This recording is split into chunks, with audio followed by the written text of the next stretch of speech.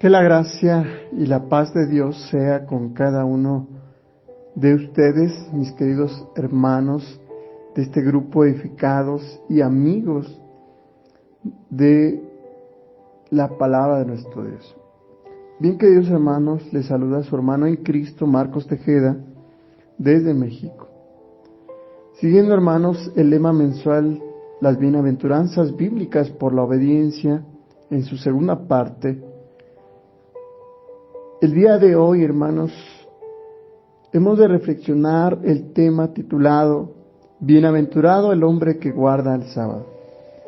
Para esto, hermanos, tenemos como texto base Isaías capítulo 56, versículo 2, que dice a la letra: Bienaventurado el hombre que hace esto, y el hijo de hombre que lo abraza, que guarda el día de reposo para no profanarlo, y que guarda su mano de hacer todo mal. El objetivo, hermanos, de nuestra reflexión es entender que el día de reposo es el séptimo día, nombrado hoy sábado, hermanos, que es un día para santificarlo y que es un pacto establecido por el Señor, y si lo cumplimos seremos bienaventurados. Quiero empezar, hermanos, diciendo que muchas personas lamentablemente creen que solo el sábado es para los judíos y por tal razón solo ellos tienen que guardarlo. ¿Por qué sucede esto, hermanos? Brevemente quiero explicarles. Si analizamos, hermanos, los judíos no tenían o no habían puesto nombre al día de la semana.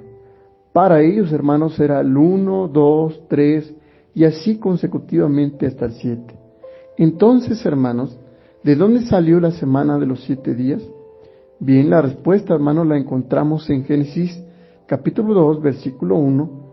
Y aquí, hermanos, viene explicado en la Biblia cómo Dios estableció el programa de 6 días de trabajo y el día séptimo como la respuesta de amor hacia la creación al reposar, al cesar de actividad, en este caso de laborar. ¿Por qué, hermanos? Para Dios, hermanos, es importante entender que el que haya cesado de actividad no es que Él haya dejado al abandono su creación, sino que es un anticipo de lo que sucederá en el día postrero o en el reino venidero. Cuando Cristo venga en su gloria y se pose su reino en esta tierra, entonces su presencia estará permanentemente. Entonces, hermanos, una primera descripción de que el Señor haya reposado, hermanos, es que el Señor hace presencia con su pueblo. El Señor, hermanos, está presente plenamente con su pueblo. Bien, queridos hermanos, de acuerdo a nuestro texto bíblico, debemos entender algo acerca de Isaías. Para no caer, hermanos, en la trampa del estudio de la profecía, debemos entender, hermanos, que la profecía no es para entretenernos y mucho menos, hermanos, satisfacer la curiosidad de nuestro intelecto. Es decir, hermanos, no caer en malas interpretaciones o varios significados literalistas que solamente, hermanos, traen el mal entendimiento de lo que es la profecía. La profecía, hermanos, es una motivación, es un llamado. Es decir, hermanos, nos anima a la esperanza, pero también a la obediencia y a la santidad de nuestro Dios. Bien, queridos hermanos, nuestro texto base comienza en el versículo 2 del capítulo 56 de Isaías con la expresión bienaventurado. ¿Qué significa esto, hermanos? En su significado técnico de bienaventurado, significa, hermanos, que no es un estado solamente de felicidad o ser feliz sin ninguna preocupación, sino que es la experiencia de tener presente que estamos bajo el cuidado de Dios y que por lo tanto será muy bueno lo que viene. Es decir, es una expectativa que da esperanza al que cree, al que obedece, al que es fiel y que como respuesta se santifica en el Señor. Por eso, hermanos, es importante entender que aquel que celebra el sábado, hermanos, es bienaventurado. Ahorita vamos a ahondar un poquito más acerca de este significado. Bien, hermanos, ¿por qué se piensa que culturalmente los judíos deben celebrar solamente el sábado? A veces, hermanos, se echa por la borda la acción de Dios tanto en nuestros tiempos como en los venideros. Porque celebrar el séptimo día, hermanos, es una mera discusión doctrinal y dogmática. Muchos hermanos echan por la borda la acción de Dios en nuestros tiempos. Celebrar el día sábado, hermanos, más que una acción cultural, es una experiencia de la presencia de Dios ya con su pueblo, cuyo encuentro, hermanos, es de regocijo y de bendición.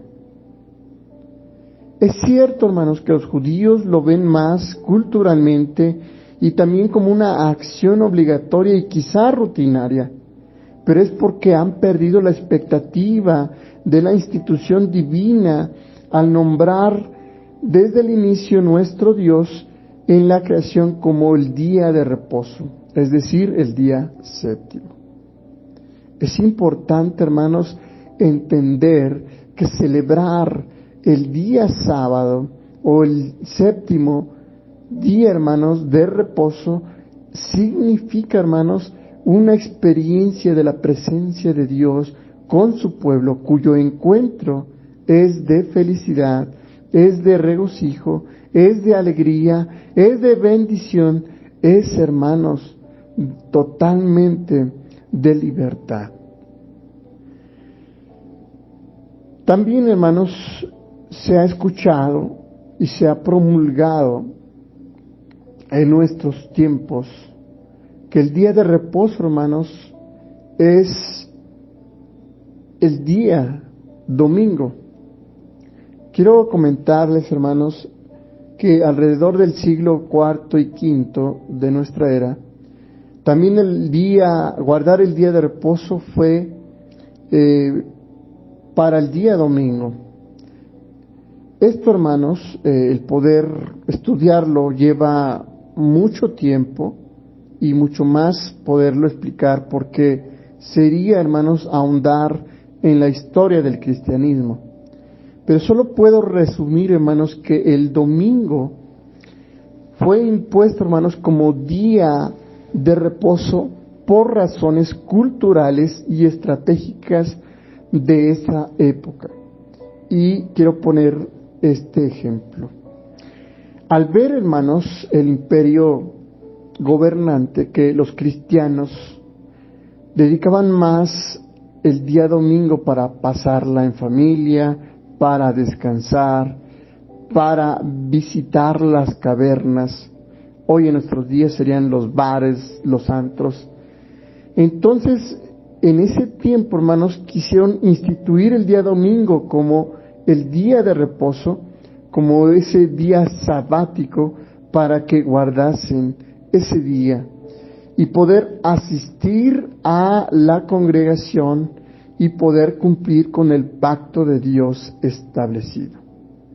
Entonces, hermanos, fue más cultural y estratégico, como también, hermanos, podemos ahondar otras interpretaciones, como también, hermanos, dedicarlo al rey de ese tiempo y poder divinizarlo, o quizá, hermanos, verlo como una deidad. Se ha dicho, hermanos, que el domingo representaba el día del sol y eso representaba una deidad. Entonces, el rey, hermanos, quiso en ese tiempo ser una deidad y obviamente ser venerado y adorado. Esto, hermanos, obviamente va en contra de la enseñanza bíblica. Bien, hermanos, también como tercera importancia acerca de la no observancia del día de reposo es acerca, hermanos, de una interpretación donde quizá también puede llegar a ser una suposición de que Cristo vino a abolir la ley y que por lo tanto, hermanos, no se debe guardar el día sábado. Eso lo podemos ver, hermanos, también en el Evangelio de Mateo, capítulo 5, versículo 17. Y en este pasaje, hermanos, Jesús está haciendo énfasis o una aclaración que Él no vino a abolir la ley. En Mateo capítulo 5, versículo 17 al 19, hermanos, Jesús dice que Él cumplió con la Torá, poniendo en práctica las normas del reino de Dios. No solo las cumplió, sino que enseñó la Torá a sus seguidores. La Torá, hermanos, era la ley mosaica, o también conocida como el Pentateuco. Jesús, hermanos, explicó que la Torá no ha perdido su vigencia y por lo tanto, hermanos, los mandatos y los estatutos de Dios no han perdido su vigencia. En Mateo capítulo 5, versículos 18 y 19, es importante, hermanos, cómo Jesús declara lo siguiente: porque en verdad os digo que hasta que pasen el cielo y la tierra, no se perderá ni la letra más pequeña ni una tilde de la ley hasta que todo se cumpla. Aquí, hermanos, está Jesús explicando que el éxito o el fracaso dentro del reino de Dios se mide, hermanos, en base al cumplimiento de las ordenanzas de Dios. Aunque la entrada es por gracia y por fe, también el cumplir la ley de Dios, hermanos, puede llegar al éxito del reino de Dios como también al fracaso. ¿Sí? Porque, hermanos, cualquiera, hermanos, que dejase de cumplir la ley de Dios, entonces, hermanos, también es abolir el reino de nuestro Dios.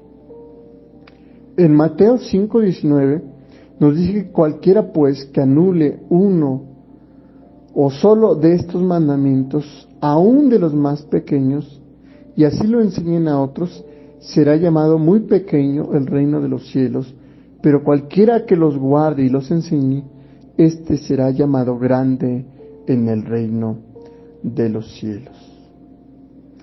Muchos fariseos creían que Jesús estaba anulando la Torá, porque ni él ni sus discípulos seguían la tradición rabínica. La confusión, hermanos, se dio porque Jesús no se sometió a la tradición, no de la Torá, sino a la tradición, hermanos, de lo que era la tradición rabínica, la tradición de los hombres. Pero Jesús, hermanos, aclaró que él sí cumplía la Torá, pero divergía, hermanos, con los otros rabinos en la interpretación y aplicación de la misma. Los líderes judíos habían puesto leyes extras a las que Dios había dado, tales como lavamientos de manos y ciertas prohibiciones en el día de reposo, las cuales no estaban escritas en la palabra. Lo podemos ver en Mateo capítulo 7, versículo 1 al 13. Jesús, hermanos, no siguió ciertas tradiciones religiosas porque eran interpretaciones humanas, no divinas, pero a Dios nunca le falló. A continuación, hermanos, quiero poner un ejemplo de Jesús cuando él presentó su perspectiva sobre ciertos mandamientos, yendo más allá de la letra de la ley para presentar el espíritu de la ley, es decir, el cumplimiento de la ley que fue a través del amor. Según la tradición judía, hermanos, se cree que cada ley de Dios tiene dos lados. Número uno, hermanos, el aspecto externo de la ley, es decir, las palabras literales que llevan a definir lo que uno tiene que hacer o evitar, la letra de la ley. 2. El aspecto interno, es decir, el entendimiento espiritual que refleja la intención y lo que hay en el corazón de Dios. Esto lo llamaban los rabinos como el espíritu de la ley. Los rabinos decían que cuando venga el Mesías, Él revelaría el corazón de la Torá. Esto precisamente es lo que hizo Jesús en la siguiente sección del Sermón del Monte. Fíjense, hermanos, cómo en el Sermón del Monte Jesús hace dos expresiones. Habéis oído, pero yo os digo. En esta sección del Sermón del Monte, Jesús, hermanos, hace referencia a varios mandamientos de la Torá. Primero menciona el aspecto externo, habéis oído, y luego comenta sobre el aspecto interno de la ley, pero yo os digo. A simple vista de estas expresiones, parecería que está contradiciendo la ley, pero no es así. Jesús, hermanos, nos exhorta a ir más allá de la letra de la ley, es decir, a solo una mera expresión de palabras, sino debemos ir más allá de esa mera expresión. Tenemos que realizar con actos para entender el significado y la aplicación espiritual. Un ejemplo de ello, hermanos, es, por ejemplo, el mandamiento no asesinarás o no matarás, que aparece en Éxodo capítulo 20, versículo 13, Deuteronomio capítulo 5, versículo 17, o Números 35, versículo 30 al 34. En Mateo capítulo 5, versículo 21 y 22, Jesús dijo: habéis oído que se dijo en los antepasados, no matarás, y cualquiera que cometa homicidio será culpable ante la corte. Pero yo os digo que todo aquel que esté enojado contra su hermano será culpable ante la corte, y cualquiera que diga raca o estúpido a su hermano, o fatus, será culpable delante de la corte suprema, y cualquiera que le diga idiota será reo del infierno de fuego. O también, hermanos, en este caso, lago de fuego. Jesús, hermanos, podemos ver a través de este ejemplo que Él no contradijo la ley, sino que fue más allá a las intenciones del corazón. Si uno se enoja o maldice al prójimo, abre la puerta a la muerte. Él nos enseña que no solo debemos evitar caer en asesinato, sino que debemos comenzar por evitar que el odio entre a nuestro corazón. Así que de esta manera, hermanos, Jesús enseña que la solución para el odio y el resentimiento no es dar muerte, sino perdonar. Así que presentar, hermanos, nuestra ofrenda en el altar, y allí te acuerdas de que tu hermano tenga algo contra ti. Dice en Mateo capítulo 5, versículo 23 y 24, deja tu ofrenda allí delante del altar y ve, reconcíliate primero con tu hermano y entonces ven y presenta tu ofrenda. Si queremos, hermanos, mantener una buena relación con Dios, debemos mantener un corazón limpio también hacia el prójimo. Primera de Juan capítulo 4, versículos 20 y 21. Bien, hermanos, este ejemplo que comento acerca de que Jesús no vino a abolir la ley, sino vino a cumplirla, es, hermanos, en la práctica del amor, en la práctica, hermanos, de tener un corazón limpio siempre hacia el prójimo y también hacia nuestro Dios. Bien, hermanos, quiero concluir el tema con lo siguiente. Ser bienaventurado, hermanos, es ser dichoso de la protección de Dios y de sus promesas venideras.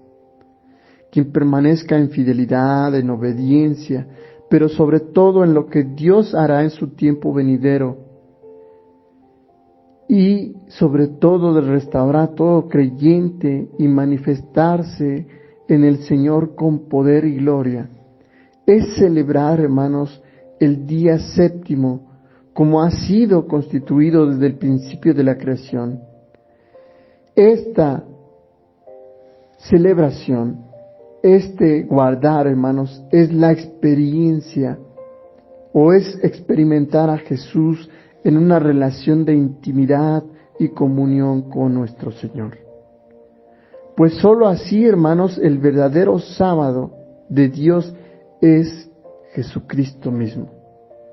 Adorar y servirle es, por lo tanto, guardar el sábado. Quien lo haga, hermanos, será o seremos bienaventurados.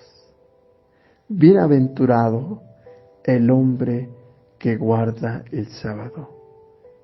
Es decir, bienaventurado aquel que experimenta a Jesucristo en una relación de intimidad y comunión con Él. Porque al adorarle y servirle, entonces, hermanos, significa guardar el sábado. Y quien lo haga será o seremos bienaventurados. Queridos hermanos, deseo que el Señor les bendiga en gran manera y que el Señor nos permita cada día séptimo poder experimentar la oportunidad de comunión con Él como comunidad de fe y sobre todo, hermanos, el poder adorar y servirle. Eso, hermanos, será el guardarle el día séptimo y poder santificarlo. Solo así, hermanos, seremos bienaventurados. Que el Señor nos bendiga, hermanos, y nos permita guardarle en todo el tiempo de nuestra vida. Saludos de paz. Dios les bendiga en gran manera.